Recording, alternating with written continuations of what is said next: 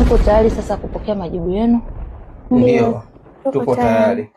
Kwanza kabisa hongereni sana kwa kuchukua hatua hii kuja kupima. Ni jambo zuri sana. Na kati yenu nianze na nani kumpa majibu? Ungeanza tu na waifu wangu hapa, nadhani itapendeza zaidi. Dada hapa, hongera sana kwa kutunza afya yako. Hongera sana. Na majibu yanaonyesha hapa uko vizuri.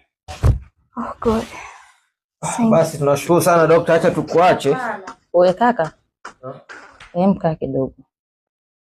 Huyu ni mke wangu na yeye tayari ameshapima, ameonekana hana maambukizi. Kwa hiyo na mimi sina, kwa sababu mimi na yeye ni mwili mmoja. Ndio maana nikasema tunashukuru. Alafu usiweke wingi kwenye mmoja tu na nani. Kaa upokee majibu yako bado.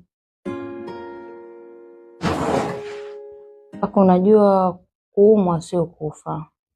Kwanza hongera sana kwa kusubutu kuja kucheki afya yako. Doctor, go straight to the point. Niko nje ya muda. Joshua ananisubiria. Kaka, naona majibu yako hapa yanaonyesha uko positive. Na? Majibu yako yanaonyesha uko positive. No. Jikaze. Niite mme. Niite ex. Kwa sababu mpaka sasa hivi mimi nina maambukizi, we hauna. Kwa hiyo hatuwezi kuishi pamoja. Mume wangu, kuwa na maambukizi ya ukimwi haimaanishi kwamba wewe sio mume wangu tena. Utabaki tu kuwa mume wangu. Ya msingi unatakiwa ufuate tu sheria na kanuni daktari anazotupa. Pia sasa hivi kuna dawa za kufubaza maambukizi ya virusi vya ukimwi.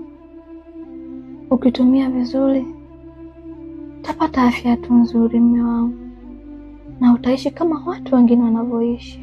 Mwenza mmoja anaweza akawa na maambukizi ya virusi vya ukimwi na asiweze kumwambukiza mwenzake. Unajua kwa nini? Kwa sababu anafuata sheria na dawa ya kufubaza maambukizi ya virusi vya ukimwi. Mume wangu, usiogope. Ngoja kidogo.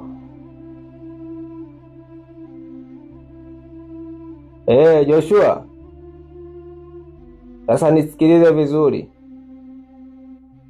Chukua kilikuu 5 na kenta 6. Zote uzijaze matunda tofauti tofauti. Kila gari na tunda lake, niletee hapa nyumbani.